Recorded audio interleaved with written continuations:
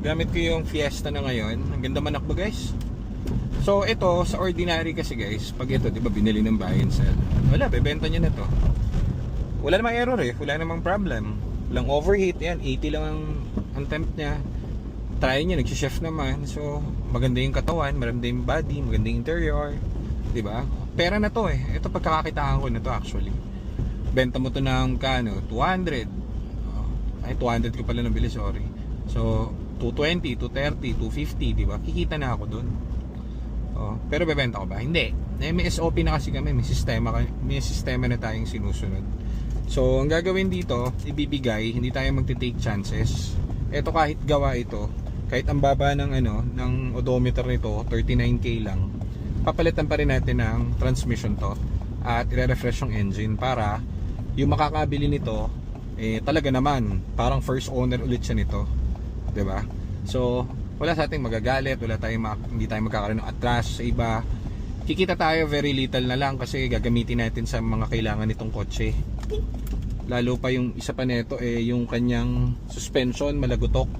So ipa-plus natin yung suspension nito, tapos papadry na rin natin yung aircon nito. Ayan medyo alam nyo yun, malagutok. So si ma'am siguro babae, hindi mi-stop sa ito si ma'am sa mga humps, walang preno-preno. So ganyan na ang gagawin natin dito sa kotse.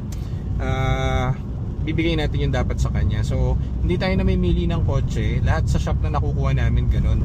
SOP yan, papalitan ng dapat dyan. Di magagamit mo na yan. Parang si ma'am, diba, 10 years nang gamit to. So imaginein mo kapag pinalitan mo ulit ng bago yung mga parts na ito, like yung clutch, yung shift fork, refresh mo yung engine, edi 10 years mo rin magagamit, diba? Wala pa siya napapagawa dito actually. So yan yung mga stereotype na nagsasabi na sirain daw at walang pyesa. Huwag kayo maniwala dun. Baka ang kotse nun isang Ford lang. Yung kotse na nahawakan ko baka 1,000 Ford na. So maniwala kayo dun sa may alam. Okay. Ako siguro medyo mas may alam na ako dahil kabisado ko to eh. Actually mas madali humanap ng parts nito kaysa Toyota saka Honda, to be honest. Okay, so hindi ako pwede kumuha ng Toyota na brand pati ng Honda. Bakit? Kasi pag yung mga yon, sa dami ng binibili naming kotse, meron kaming 40 na kotse. Imagine mo pag meron tong 4 na siraan transmission na Honda o kaya Toyota, pupunta ako sa Banawe, makikipaghagil ako doon. Meron kayong transmission nito, meron ka nitong transmission nito. So eto sa Ford di ko kailangan dahil ito lahat ng kinakabit ko rito brand new. So in a snap meron ako agad, hindi kakabit ko na agad, gawa ni kotse, di ba? So stereotype yung mga nagsasabi niyan, siguro ang mga pinagbibiling Ford niyan Ford na sira. So ang problema kaya talaga marami nagsasabi na nasirain ng Ford, nabili kasi nila na sira eh. So ganun lang yun kasimple. Humanap ka dyan sa comment section natin at dyan sa page natin kung meron kang makikita dyan kahit isa, diba? So ganyan lang yan, discarding rapa yan, good boy rapa. So ayan, uwiin ko na to at very good yung unit pasado.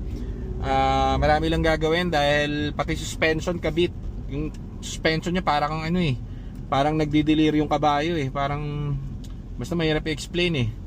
Malagutok, hindi na okay yung play nya pero may lagutok. So tingin ko rito yung shock absorber nito wala ng fluid. So 4 to papalitan natin, tapos patira natin yung transmission, support clutch, basic yan. Tapos syempre kasali na rin kasi doon yung mga ATF fluid nyan, bagong change oil yan, spark plug nyan, radiator yan, and everything. Kung ano yung pupwede sa kanya ibibigay natin sa kanya para sulit na sulit sa makakabili next. Okay, so very little lang yung kikitain natin kung masaya naman yung kliyente at marami silang masaya, di lalong mas masaya. Okay, so uwi na tayo. Thank you and thank you Lord. So home safe tayo dito sa kotse, walang issue, ang sarap. So thank you ma'am. 81 pa rin yung kanyang temperature, tapos walang kahit anong check engine. Maganda, makalug lang siya dahil suspension niya. So anyhow, dito na tayo sa ating office, GTA Cars, at tayo ay magre-ready na. Okay, so very good. Next project. Okay tayo rito. Okay. So ito yung bago natin kuha. Uy, umihid dyan yung mga dogs na mama, Ganda. So ito yung ating next project. Aray ko, di pa ako madapa. Ating next project, first owned. Gagawin lahat ng gagawin dito. So abangan nyo to, napakagandang unit. Andito pa yung OBD, Nico.